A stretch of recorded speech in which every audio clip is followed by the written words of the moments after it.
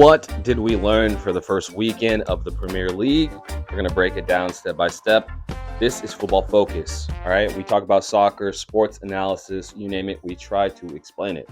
And the main league that we focus on is the Premier League. So we're going to start with the first game, Manchester United versus Fulham. And it was it was a decent one. A decent one overall. Initially seeing the starting lineup, I was disappointed. I just do not agree with Bruno Fernandes, Mason Mount starting in the same team. Rashford as well starting. I mean, it's just not for me anymore. But shape overall looked good.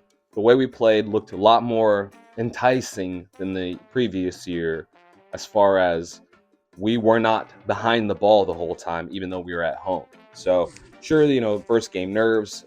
Not saying we can't get better. Overall, the first half was the press was doing okay. There were some chances. Bruno missed 2 opportunities. Fulham didn't really come out to play against us. A lot of their strategies seemed to be hit on the break or counterattacking play, which worked in our favor. But even then, most of the time we were seeing at times last year how teams were just coming to our field and just playing, actually going against us, not afraid to go and attack and put us behind the ball. So you didn't really see that from them. So maybe that could have been another reason why it seemed like we excelled more than we did. But even then, the goal took a while. And what is a positive is it came from a new signing, Xerxes. He got his first goal on his debut, so that is something you want to see. Now, of course, when he came on, a little dicey. I'm sure there were some nerves that were there, and then, of course, the team flow and getting into the groove of things. So it's really good to see him get a goal, and especially a goal that is the winning goal. So overall, we got the win. The result is all that matters at the end of the day. But yes, I do not really want to see Mason Mount and Bruno in the same team together, starting at least. And yeah, I mean, as far as Garnacho being an impact player, I think he's solid. I think Casemiro played pretty well as well. And the right backs, Mauzrari, awesome. He played really well for a first game. Seemed like he was very calm and very relaxed in there. Now, we do play Brighton next week, so that's going to be a tougher opponent. So it is going to be interesting to see how we set up and then how we actually approach the game. Are we going to be on the front foot the whole game, or are we going to be sitting back? Because, yeah, as far as the front phase defending from our team, as far as the attackers defending, doesn't look too good yet. Of course, there's time. It's just the beginning, and we'll see how that continues. But what are your thoughts? Did you like the way we set up? Do you think that the starting lineup should be different? I really don't care for Rashford to start, but it seems like they're going to push out Sancho, so it seems like that's going to be the only choice, really. Of course, maybe someone else will come up, but looks like it's going to be Rashford that's going to be getting a lot of playing time on that side. So hopefully he comes true, but it just doesn't seem like he's really progressing in the best level. But leave your thoughts in the comments, especially if you're a Manchester United fan or supporter. Let me know what you think. Do you think we started off well? Of course, the result is the best thing and the only thing that matters. But overall, gameplay, what are your thoughts? Did you like the way we set up? Now we're going to go over some other games and briefly just touch through them in case you missed out. So Arsenal, they played Wolverhampton. He had goals from Saka and Kai Havertz. They've definitely been getting some stick here and there, but seem to work out on their end. Not really a surprise. If you're someone who's been watching, you're probably expecting Wolves to lose this game, especially at Arsenal. Their home support is pretty strong. And we had Liverpool versus Ipswich Town. Ipswich Town, if I'm saying that correctly, newly promoted team, so definitely some nerves there. And they played Liverpool, where Arne Slot, I don't really know how to pronounce the manager's name, but he looks very convincing. They look very good to watch. And expected that to win. They definitely dominated that game pretty much overall. You had goals from Diego Jota and Salah. And then we had Brighton versus Everton. Everton starting off real shaky. Of course, they've been lingering in the last few years, so it's going to be interesting to see how they play out this year. Losing Onana, I'm sure some of those supporters liked him and disliked him, so I want to hear the thoughts. Do you feel like you miss him? Do you feel like did you get a replacement that is up to that level? Let me know your thoughts, because first game was a dicey one, pretty much overall beaten by Brighton. Of course, Brighton is a good team on the ball and tactically, so that's quite understandable. And on Brighton's end, they look good. They look good. Of course, on against the lower teams and sometimes even the higher teams, they play pretty well overall, just based on their manager. But we'll see where they finish. I feel like they're definitely a top 10 team, but of course, time will tell. And then we had Newcastle versus Southampton. This is going to be the one where, probably one of the bigger bloopers that happened over the weekend. You had Fabian Schär, who's a defender that I have mixed emotions about. Of course, who am I? Just a guy on a green screen. I'm just saying a lot of times when you watch him, he's either clumsy or he's winning the game for you. So he's one of those ones. So see him get a red card is on paper is like, oh, what do what do you guessed it, right? But when you see why he got it, it's understandable, but not in the same sense. It's like, come on, the guy was looking for it, and the player dived. But then again, if you're somebody that's a soccer player or been a supporter, you know how some players are. They're waiting for you to, react, especially in the moments like that, just so you can get sent off. So, yeah, kind of quirky to see, but Newcastle ended up getting a win anyway. So it didn't matter. They look like they're starting strong, at least on that end. 1-0 win, which I really think overall they probably were expected to beat Southampton. They probably were expected to beat Southampton in the first place, but do you think that Fabian Schär deserves a red card in that situation, or do you think the other player should probably be booked for at least diving or over exaggerating? Because obviously these players are a lot tougher than that.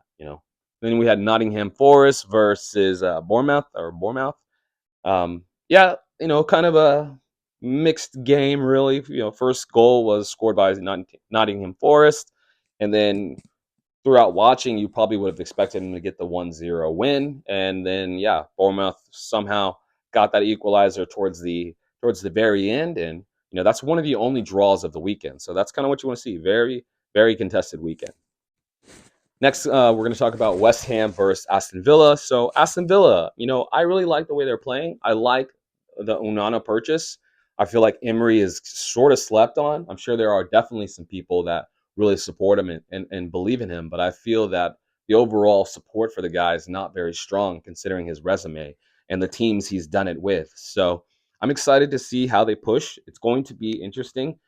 I think everyone would need to take in mind that they are playing European League soccer now. So they're going to be in situations where the depth on the team just doesn't really flow, and they're probably going to lose some games they really should have won.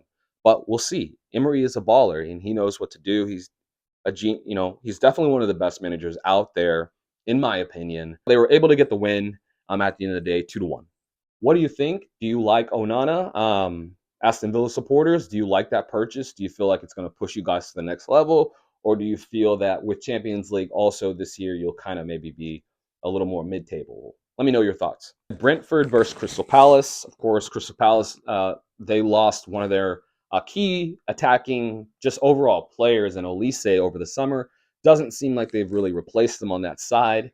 Sure, they still have Eze, but it is going to be a lot tougher for them, in my opinion. So you saw, a lack of attacking options at the key moments in the game. So they played against a very good tactical team in Brentford.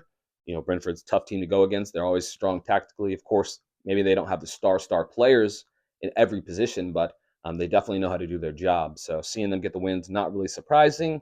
And it's going to be interesting to see that battle that's going to be taking place, from 20th place to 12th place. Really bigger game over the weekend, especially if you're just a neutral supporter and you're not necessarily specific on a team. So we had Manchester City versus Chelsea.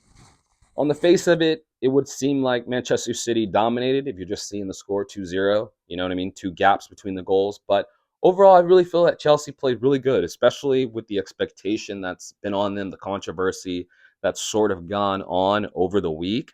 I feel that they came out and really played very organized. I definitely think with time, they're going to be very good, a lot better than last year, especially tactically and the structure wise. That manager, I don't really know much about him as far as his experience, but he seems like he's definitely putting them in the right positions, and it's just going to take a little bit more warming up, playing together, so that way they start to feel the vibe for what each other are expecting to do in game in those tight moments, and I think they'll start capitalizing because, um, again, they went up against the team that's pretty much dominated for the last 7, 8 years. You can say City didn't really play at their best, but they had Rodri and still won 2-0. So definitely going to be the favorite this year. I don't really see anyone overseeing them throughout. Their depth is very strong, and the players that they added are really very good from what it looks like. So again, they've done a great job, and it seems like they snagged these players from under the woodwork, and it's just incredible to see. And their dynasty will be remembered 100%. It's going to be interesting to see if they can win out all this year or will they struggle in some of these smaller areas. But overall, they won 2-0, and you were expecting them to win overall. But Chelsea played a lot better. I want to know your thoughts, though, Chelsea supporters. Do you think you guys are set up better this year, or do you feel you're maybe not as well off based on how many players you guys have and what's still going to happen depending on who's the starting lineup? You have great depth, but a lot of players, so it's going to be tough to make everyone happy, but we'll see. The last game, which is happening next, which will be the last game for the match weekend, happening on Monday, Leicester City versus Tottenham. I'm making this video before the game starts, so I'm just going to give her a quick prediction. I feel that, since not many games have been draws this weekend, I think that Leicester City is going to edge us one out, maybe like a 2-1 or a 1-0. Tottenham, they're still a decent team, still a good team, so we'll see how they play. I just feel that Leicester City is going to have that momentum being back in the Premier League and not want to squander this opportunity they have. Of course, Tottenham, they're going to want to come out strong and really be more than top four if that's possible, but we'll see. We'll see. It's good to have the Premier League back. Soccer is back, and it's the sport we all love. Keeps us off, the sport we all love to watch and talk about. So leave your thoughts in the comments if you like this type of content. Let me know if you're feeling the vibe, and I will catch you guys in the next video. All right, later. Remember, football focus. All right, later.